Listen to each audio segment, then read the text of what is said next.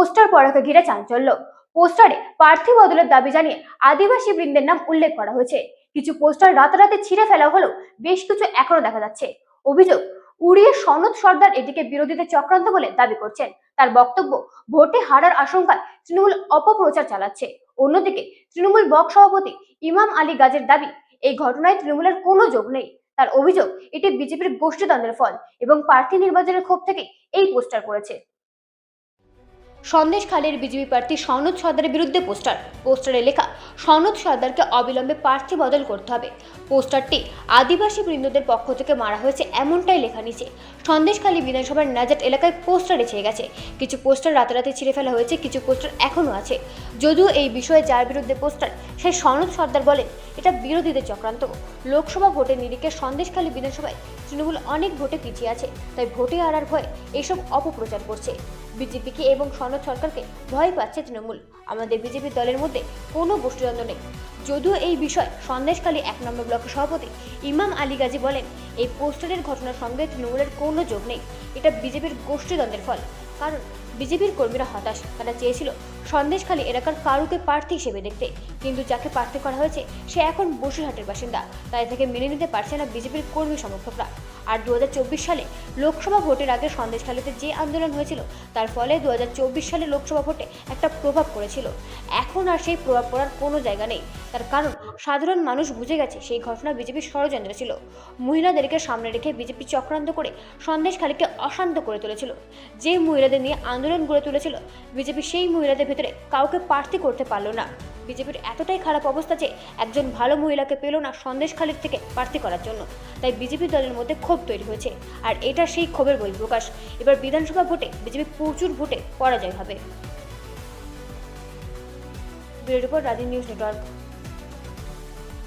এটা বিরোধীদের ষড়যন্ত্র, কারণ ওরা জানে লোকসভায় বিজেপি এগিয়ে আছে অনেক ভোটে, তাই তাদের হারের ভয়ে তারা কাঁপছে, তাই তারা ষড়যন্ত্র করছে। সনদ সর্দারকে ভয় পাচ্ছে, বিজেপিকে ভয় পাচ্ছে।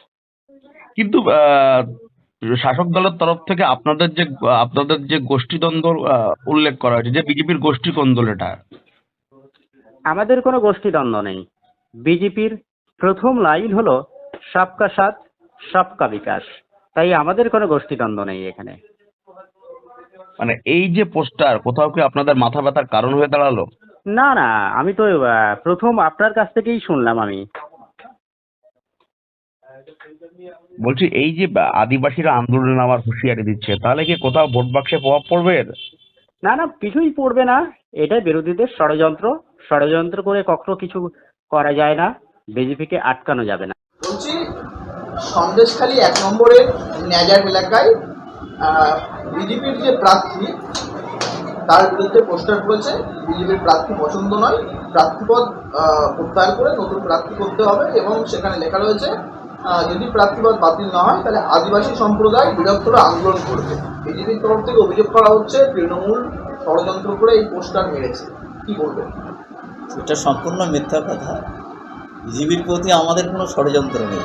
ওদের লোকেরাই এইসব ওদের অপছন্দের কথা সেটা প্রকাশ্যে ওরা জানাচ্ছে। তো এই মুহূর্তে নায়াট অঞ্চলের বিজেপির অবস্থা খুব খারাপ জায়গায়। অ্যাকচুয়ালি এরকম একটা প্রচার করে ওরা একটা প্রচারের শিরোনামে আসতে যাচ্ছে। অ্যাকচুয়ালি এখানকার বিজেপির লোকরা তারা হতাশ, কারণ বিজেপির যে প্রার্থী হয়েছে সে বসিরহাটের এখন পার্মানেন্ট ভোটার, এবং সে আমাদের এখানকার লোক নাই এই মুহূর্তে, বহিরাগত। সুতরাং সন্দেশখালীকে নিয়ে বিজেপির যে একটা আন্দোলন হয়েছে যে বিগত লোকসভার আগে সন্দেশখালী মা বোনেদের সম্মানহানি হয়েছে বলে বিজেপির আজ ক্ষমতা হলো না একটা মহিলা ক্যান্ডিডেটকে দাঁড় করানো। তৃণমূল কিন্তু বিজেপির মুখে ঝামা ঘষে দেওয়ার জন্য একজন আমাদের লোকাল একজন মহিলা ক্যান্ডিডেটকে মমতা বন্দ্যোপাধ্যায় চয়েস করেছে। এর থেকে বিজেপি আর কি বলবে, বিজেপির আর কি বলার আছে? পোস্টার করেছে, এটা কি ওদের নিজেদের গোষ্ঠীদ্বন্দ্ব মনে করে?